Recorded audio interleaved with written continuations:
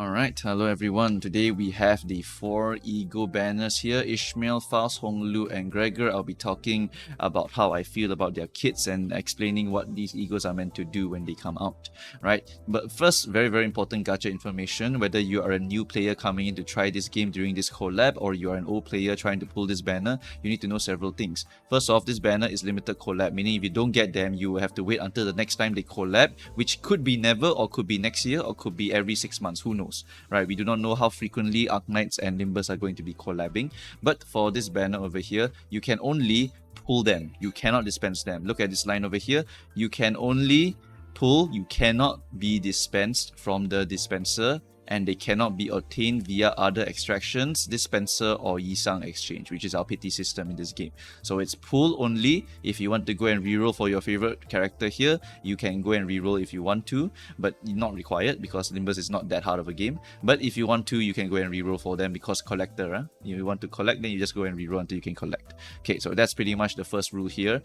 There are going to be 3 limited egos that are only obtainable from the banner. One of them is limited, but it's from the event. You just need to play the event and then you can go and pay the 1000 currency from the event to go and get yourself an Ishmael ego, right? The Ishmael ego is given to you for free as long as you play the game. So that means there's only 3 egos that you need to go and be pulling for here, right? Then after that, the Amiya announcer is paid only. You either pay for it, or if you don't care about it, you don't pay for it, then you just skip it, right? This is going to be the 2500 paid lunacy to go and pick up this Arknights Amiya announcer banner, which I will be getting, right? And this will also give you 20 pulls alongside the Amiya over here, right? So that's the only way to get Amiya, and Amiya is not pullable from this banner over here. If you look down here, Amiya announcer can only be obtained by purchasing the Amiya announcer pack while it's available, and she will not be in the dispenser or extraction or Yisang period. Done, right? So that's the very important things to know about this. If you are new to gacha games because you play Limbus because you only came here from Project Moon, then you need to know that this is how gachas usually do it. They just collab, is very limited, and then after that you have to wait until next year to go and get them so they can induce FOMO, and then after that you want to pull on it. However, do note, if you are new, you do not need any of them to win the game, right? Egos are the least important part of winning the entire game. There are some that are really strong, really insanely strong, but you can just use IDs and clear everything in this game, right? Story mode, super easily cleared. Then after that, if you go into the end game, which is Mirror Dungeon Infinite, which is basically our hardest mode possible, as long as you know what you're doing and you have some of the really strong IDs, you don't even need the egos to go and clear, right? The really strong IDs are really strong, so they will clear for you, right? So that's pretty much all of the stuff I have to say for the gacha aspect here. Don't need to be afraid about re-rolling or not re-rolling, but if you want to go and collect, I highly recommend re-rolling because you can only pull them, you cannot collect them by dispensing them, right?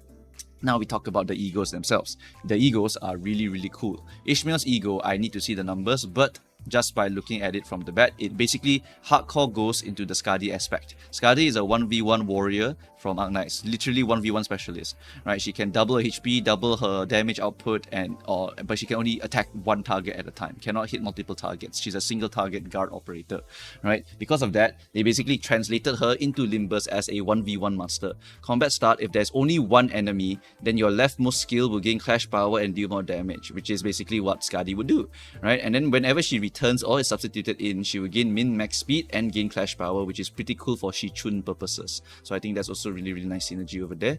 Then when attacking just a single target, you gain coin power, deal more damage, you gain clash power for every X sinking on the main target, and if the main target is higher than X gloom resist, you will deal more damage for every Y access gloom resist past X. This higher than means that the enemy is weaker to gloom. It's like 2.0 means 2 times weakness. So this means that if the enemy is weak to gloom, I will now deal more damage to them, right? And at X plus gloom resonance, you will deal more damage for every Y gloom resonance. So this ego is basically a sinking ego. You want to use this on a sinking Ishmael, whichever one you want to use, and then you want to use that in the specific team comp and match colors. Basically, you know how Candy Crush you match a bunch of same colors. In this game is the same. You just match a bunch of gloom color, which is this one, the cyan color. So you match a bunch of cyans, then after that you deal more damage for every Y gloom resonance, right, which is every 3 of a kind.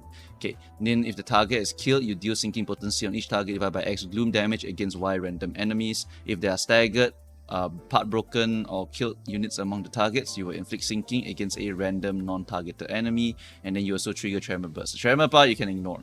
It's literally just a sinking ego, and it's very unga bunga, very Skadi-like, which I like. Right? The Corroded form allows you to do an AoE version, so unlike Skadi, we can actually make her into AoE here. right? Gain clash power for every X linking on the main target. You gain the following effects for every X highest resonance. If it was gloom resonance, for every Y resonance, and then you also gain attack weight and do more damage. So you can go even higher for the AoE here, right? And you can do a crap ton of damage again, and then it's all the same thing over here. I think this part here, right, is actually really strong, because if you corrode, right, you can actually use this ego twice. Because what happens when you corrode, right, and you forcefully use this ego and you drop yourself to negative 45 sanity, you can actually use this again for free, but it will be indiscriminate every single time. In certain fights, right, this is actually quite usable, right? But this ego basically, right, it will give you a damage up next turn to a resonance random allies, and if the resonance was gloom or an A resonance, any absolute resonance, you will apply gloom damage up as well. So this part here looks actually quite spicy. I need to see the numbers here, but take note here also have inflict gloom fragility. So this is very scary, right? Very scary indeed. If you can actually just use this multiple times, you can actually do some insane amount of damage. You just need to hope that it hits the enemies more than it hits your allies. So that is something that's really quite interesting for this part here. Other than that, I'll need to see the actual raw numbers here. Very single target focus and has respectable damage due to the 3 coins and 4 coins over here. So it looks really damn spicy for this ego over here. I like the theme. I like how they've basically copied the Skadi's specialist power into 1v1ing into this Ishmael over here to make her into a 1v1 character as well, right? Faust here is probably the one that I think is going to be the least used, because of the fact that this is purely a protection / healing ego. I think it's good for new players who are coming in, because this is better the worse your units are. But like Arknights, right, when you are starting off, you need to heal because you take a long time to kill an enemy. Well, once you get stronger and stronger units that can kill enemies faster, right, it becomes less important to go and have decent healing, right? Like a lot of content, you just use Saria skill 3, for example, because you don't need to heal anymore, because you just need to kill your enemy faster than the enemy kill you, right? So in Limbus Company is the same concept again. Damage will beat healing, and so this ego here is very focused on healing. You get this hardened shell barrier, and that barrier gives you defense level up, and you also gain protection when you're getting hit. So it's literally a barrier. It's a barrier, and you can give this to yourself. And then what happens when you have it on yourself is that you heal allies. You heal allies at every single turn just by using this ego one time, because this is a passive. You activate the Calstate Doctor effect, and now you're healing your allies. If you are max HP, you will heal other allies instead.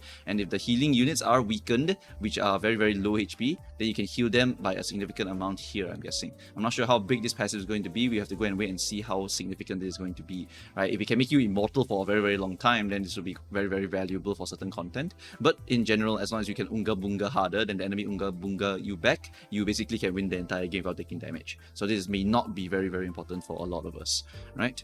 Then after that, you basically have the heal yourself, and over here a very nice line, heal SP for X allies, including this unit with the lowest SP. Fluid Sac is an ego that we all can access because it's a season 1 ego, and it's very strong because it can heal SP for the entire team. The entire team will heal SP, and whenever you use an ego, you pay SP cost.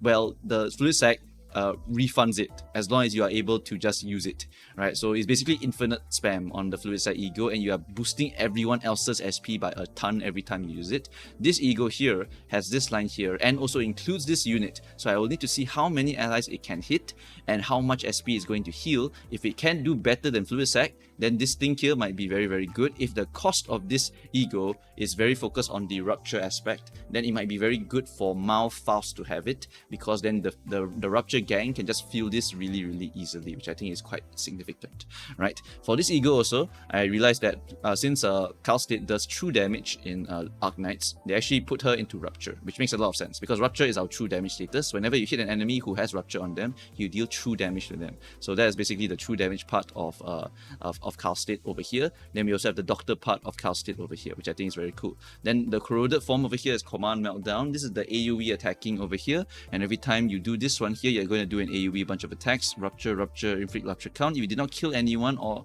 did not stagger anyone, then you deal more damage with the final coin over here, right?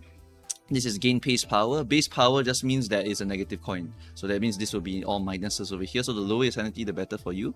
And then if this skill's damage did not stagger or kill any target, you will take HP damage and you gain shields instead, and it caps out your hardened shell barrier, and you also gain damage up next turn. So basically a bit offensive version of the ego, and this is the more of a healing focused part of the ego, which I think is very cool for Calstate, because Calstate is both. She's a DPS as well as a healer, right? Very cool unit. So this is basically how they designed and Faust here. I think it's probably the weakest one just because we're going to Unga Bunga like crazy, but I'm keeping an eye out for the number here first before I decide anything. If this number is good, right, it could be the next fluid sack. So we just have to wait for this one here.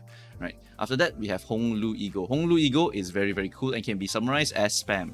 Like Ling wants to summon one dragon and then a second dragon. When you have two dragons, now you combine the dragon to become a super dragon. The super dragon will now deal more damage, have high HP, blah blah blah, better stats. It's just a really, really cool design for Arknights. And in Limbus company, what they've done is that you now want to spam this ego. Why? Because in the passive here, when you use the ego resources to use this ego, which are Sloth, Gloom, and Pride, you will gain the ego resource of the least owned affinity. So you will basically be able to refund yourself the ego resources by having this ego passive. This is very strong. It's a very, very strong passive because it's infinite. As far as I know, this is basically an infinite passive that keeps giving you back a bunch of energy, and you deal more damage for every X Thunderer or High Thunderer. What this means is that you want to spam this ego as much as possible. You want to get a lot of poise on this ego as much as possible. Every time you keep spamming, you get more Thunderer stacks. You gain Thunderer, and if you do have Thunderer or High Thunder, you will eat all of it and become High Thunder, basically becoming the Super Dragon. When you become the Super Dragon and use this ego again, you will get more damage every single time you use it. Every single time you have the High Thunderer, you also gain attack weight and deal more damage. And basically the goal of this ego is spam this ego. Spam, spam, spam, spam, spam. Farm the poise. Farm the poise, farm the poise, farm the poise. Get more crits, crit, deal more damage. So it's just a spam ego.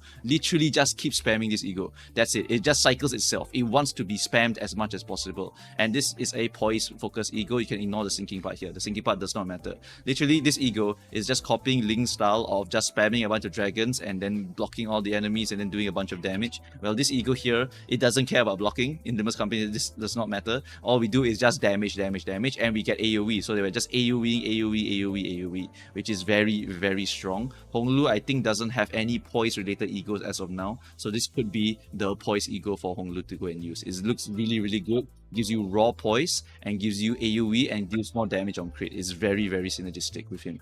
Right, the Corona form over here is basically going to gain coin power and base power. The fact that it gains both, right, is really cool because that means that this might be a positive coin corroded skill, which is very strong. That's very strong. Having corroded that have positives means that if you just use it, you will be able to take advantage of your high sanity here. So this is really, really damn crazy. And this also does AoE damage, and it does 3 coins instead, and does bonus pride damage by X% of damage dealt, which is even more damage scaling than this part over here, right? And then the bottom part here, you also deal pride damage by X% of damage dealt. There should be a cap here, but this thing looks very, very scary, right? Very, very scary. Maybe you use this one time, and then next time you use the corroded form. After that, you just keep spamming corroded form as long as your sanity allows it, right? So this is a very, very scary ego. It looks really, really damn cool. An ego that wants to spam itself as much as possible. Very, very cool. Right, moving on, we have Gregor's Unbrilliant Glory. This is a very, very cool ego. Apparently, Mylnar and Gregor both share the story of basically a soldier that has lost a lot of friends already.